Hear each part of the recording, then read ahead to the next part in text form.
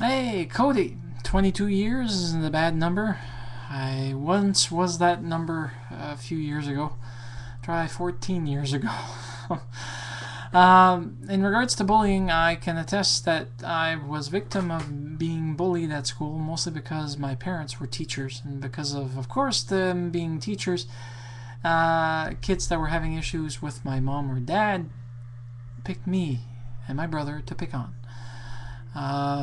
They tried to avoid it at all costs because they knew that it would actually come back to them, but we were picked on. I was also picked on because of my extreme weight and size, being called nasty names to the point of making me cry. Physically being abused has never happened to me, but bullying happens emotionally, mentally, and physically. And in Canada is now illegal. In fact, there's anti-bullying laws existing in each province federally and provincially, where the RCMP can have an investigation. The children that are suspected of bullying can be investigated, and they can even go and serve time, all depending on the severity of it. If you look up Canada bullying and you see current atrocities, you'll see that some unfortunate bullying has led to suicide. That's the biggest issue. That bullying tends to end in the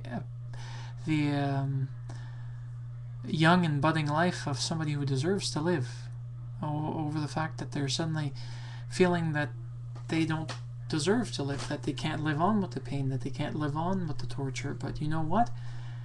Most often than not, the bullies that you're facing in high school or regular secondary school are people that will end up with jobs worse off than what you'll ever get in your lifetime. They may even be the people that actually end up on drugs or end up beating their wives. Bullying is something that happens in a person's life that you will either stop doing yourself because you're currently bullying someone, and you have a consciousness that's going, you shouldn't really be doing that to that person. Or you may end up continuing it and actually ending up in the somewhat life of crime.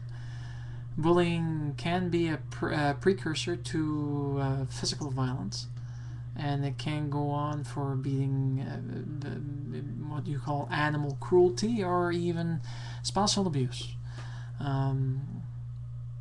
If it's not corrected in the person growing up, they'll think that it's something that's okay. It's as simple as that. Some cases of abuse have led to people suffering from long-term physical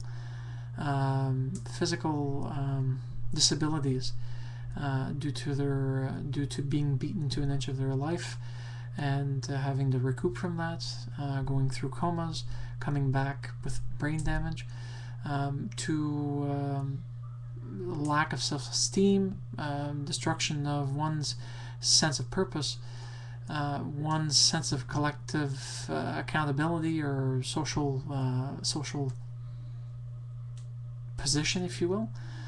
But what's worse is that it doesn't help anyone not saying anything on it. Now, I know here in Canada we've got the Kids Helpline, where if you don't feel as if turning to a trusted friend or a family member or someone that you look up to is going to be anonymous enough in regards to what you need, or that you think that they're not going to take it seriously, call the Kids Helpline in Canada.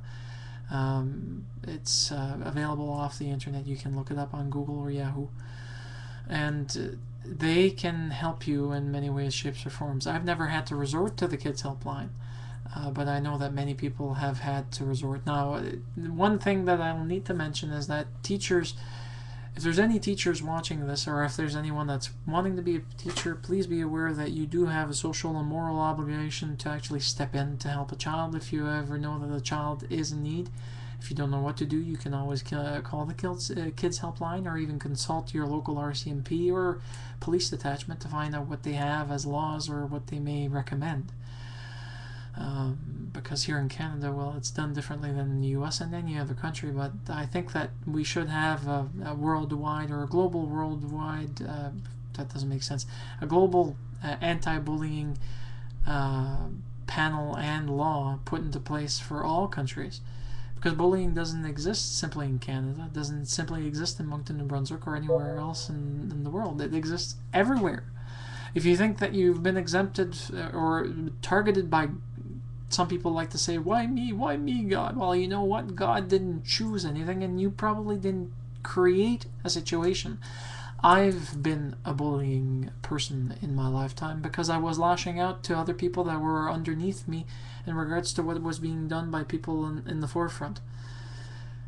I stopped that as soon as I noticed that I was doing something wrong. In fact, I confessed my sins to my parents, to my family, and to the people that I actually bullied. I went up to them and I say, I treated you so badly when we were growing up in school, and I apologize for that, because you didn't deserve that, and I unfortunately did the wrong thing. Growing up is something that helps.